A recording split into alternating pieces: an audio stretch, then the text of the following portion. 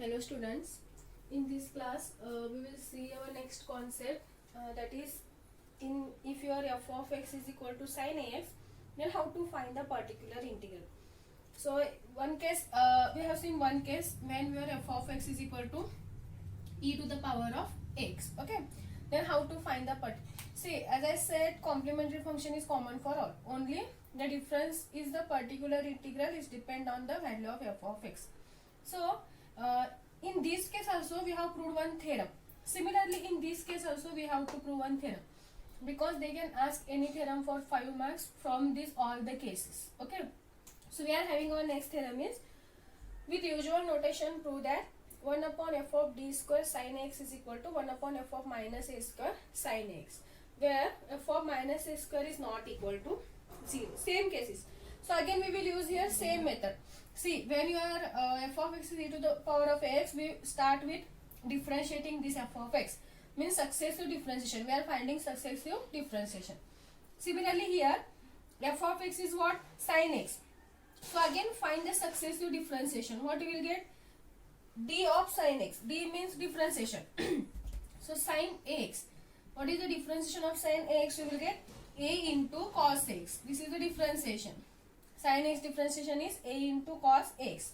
Similarly, find second order differentiation of sin x. Second order differentiation. Second order differentiation means now we have to differentiate this function. Okay. If you keep this a as it is, then differentiation of cos x. Differentiation of cos x, we will get it is, first this constant a, and differentiation of cos x is minus. So minus sin x. So what we will get? Minus a into sin x. So minus a into this a. So here you will get it is minus a square sin x. Minus a square sin x. Similarly, if you find the third order derivative, because we have to find the successive differentiation, what you will get? Now this minus a square as it is. This minus a square as it is. Differentiation of sin x. Again you will get it is a into cos x. So that a is nothing but again a cube. Okay, this minus sign remains as it is. What you will get here? It is cos x. If you find the fourth order differentiation, d raised to 4 sin x, what you will get? This minus a cube as it is. Next, differentiation of again cos x is minus a sin x. So minus into minus you will get this is plus, and again a means it is a raised to 4. What you will get here? It is sin x. Okay.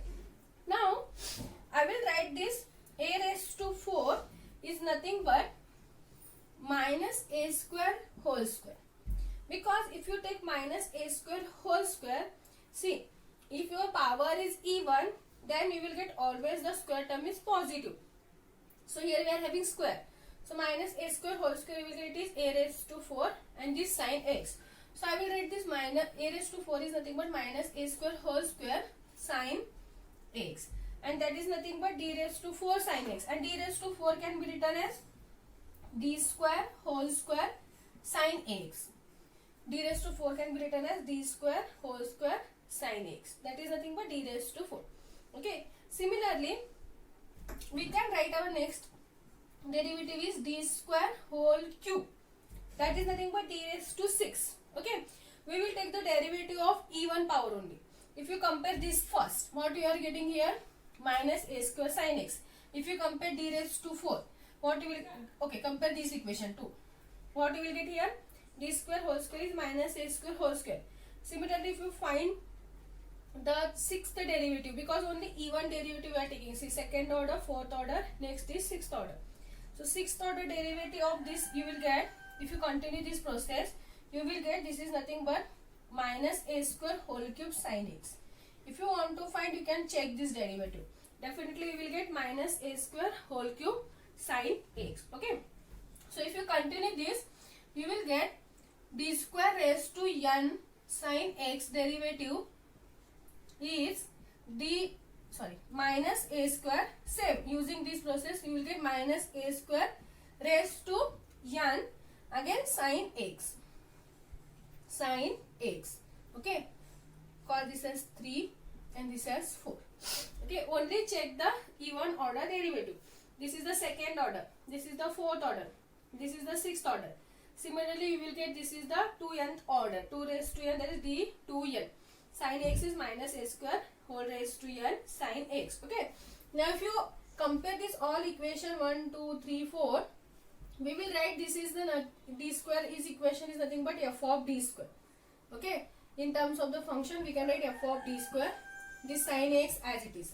Then if you compare this, we are getting this RHS side by substituting d square is nothing but minus a square. Only the difference is here d square, here it is minus a square. So we will write this is nothing but f of minus a square sin x. F of minus a square sin x, because only by substituting d square is nothing but minus a square, we are obtaining the RHS term. So using that, we will write this equation f of d square sin x is equal to f of minus a square sin x. Okay. Now we can operate 1 upon f of d square on both sides. What you will get here, it is 1 upon f of d square into f of d square sin x. Operate this 1 upon f of d square on both sides, or multiply or divide f of d square on both sides. So here you will get 1 upon f of d square again into f of minus a square sin x. See here f of d square get cancelled. So we can write it is nothing but sin x. Okay, sin x is equal to, here we can write f of minus a square outside and we can combine 1 upon f of d square sin x, because depend on this result, whatever the result you want. Now see, f of minus a square in the statement it is given it is not equal to 0, so definitely we can divide f of minus a square on both sides. If you divide, what you will get here, it is 1 upon f of minus a square sin ax is equal to, here f of minus a square get cancelled. So we remains with what? 1 upon f of d square sin x. And that is the required result. Okay, see, this is equal to this. By substituting d square is equal to minus a square, we are obtaining this result. Okay, so this is the proof of the theorem. Every proof of every theorem is same. We have to find the successive differentiation of the given f of x. Okay, here we have to consider only even order differentiation. Here first is d square. What we are getting? Minus a square. For d raised to 4 we are getting minus, or we can write d raised to 4 is nothing but d square whole square, and it is given by minus a square whole square. Similarly, d square whole cube minus a square whole cube. So in general we are getting d square raised to n minus a square raised to n. So we are obtaining this RHS term only by substituting d square is equal to minus a square. So we will write this equation using these all equations. Now operate the terms respectively. Here f of d square, we can divide f of d square get cancelled. Here we remains with sin x. Here we remains with 1 upon f of d square and this term. Then again divide f of minus a square, because it is not equal to 0. So we can divide that term. We will get the required result. Okay, so that is the theorem. If f of x is equal to sin x. Similarly, suppose if you are having, instead of ax, sin ax, suppose if you are having sin ax plus b. If you are having sin ax plus b, then again your result is 1 upon f of d square, same result you will get. Sin, here ax plus b is equal to 1 upon f of minus a square sin ax plus b. Same result you will get. Okay. So they can ask this theorem also. Instead of that, they can ask this. Only what is the differentiation? Here you will get differentiation of sin ax plus b. But what is the differentiation of sin x plus? You will get again a into cos x plus b. You will get a into cos x plus b. Okay. You know this is a simple differentiation.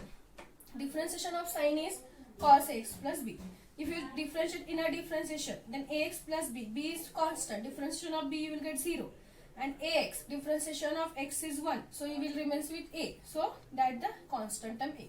So a into cos x plus b.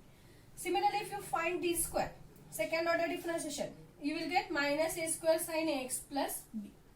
Similarly, if you find next, you will get again ax plus b. Only the instead of ax, you will get ax plus b here. Okay. So in general, what you will get here? D square raised to n sin ax plus b minus a square raised to n sin ax plus b. Same differentiation you will get. if you want, you can try to differentiate each term. Definitely we will get the same differentiation. So again, we will write here equation is f of d square sin ax plus b, and that is equal to f of minus a square sin ax plus b. So we can operate f of d square on both sides and f of minus a square also on both sides, because this is not equal to 0, and we can divide that term. You will get the required result.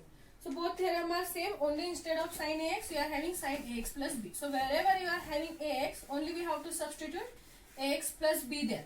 You will get the required result. Okay, then how to solve the problem now? Suppose if your f of x is sin ax, how to solve the problem? That is the working rule. If you are having f of x is equal to sin ax, then we have again particular integral is given by what? 1 upon f of d sin x. Same 1 upon f of d sin x. That is the required particular integral. Now see, when you are having sin e to the power of ax, our substitution is what? D is equal to a. If you are having sin ax, our substitution is d square is equal to minus a square. Our substitution is d square is equal to minus a square. Means, suppose if you are having a value is 2, okay, sin 2x, let us take sin 2x. So here a value is 2. So when you are substituting the value of d square, here you will get, don't substitute minus 2 square. Minus 2 square, if you combine this minus 2 in one bracket and if you square that, you will get plus 4. No, write down the minus sign separately and then take 2 square. Then what you will get? Substitution minus 4. So the substitution of d square is nothing but minus 4. So you have to write this minus sign outside and we have to take that a value square. So minus a square. Don't substitute like this plus 4. No, you have to substitute minus 4. Okay. Then if you are substituting the d square is equal to the value of minus a square, or suppose if you are having instead of d square, if your f of d contains d cube, okay, then how to substitute the value? We can split d cube is nothing but what? D square into d, because d square into d is again d cube. So here we will substitute the value of d square. Don't substitute the value of d is equal to a here. Don't, keep d as it is. Keep d as it is. Only substitution is for what? D square. Again substitute. Suppose if you are having d raised to 4, we can split this d raised to d square into d square. So we will substitute here d square value. Again we will substitute the d square value. So after the substitution, suppose if you are having any d term, then we can rationalize this. You know what is the meaning of rationalization. Okay. Suppose if you are having 4d plus 3. If you are having 4d plus 3. So how we will rationalize this? Multiply and divided by 4d minus 3. Multiply and divided by 4d minus 3. Then you can solve that. Okay. Then here we can differentiate the function. So you have to know d is nothing but differentiation. And suppose if you are getting 1 upon d, then it is nothing but integration. Okay. So rationalize and solve this till there is a no d terms in your equation. Okay. Okay. Then the final answer is nothing but your particular integral. So this is the method to find the particular integral if your f of x is sin x. If your f of x is sin x. Okay. First, substitution is d square is equal to minus of a square. Suppose if you are having d cube, we can split like this. Similarly, if you are having d raised to 4, again we can split like this. Okay. Then rationalize this term and solve this till there is a no d terms. There is a no d terms. That is nothing but your required particular integral. Then write down the general solution, that is y is equal to complementary function plus particular integral. Okay. So this is the method to find the particular integral if f of x is equal to sin x. So we will solve the problem. Okay, we will solve the problem in the next class because they are little bit lengthy. So I will take that in the next class.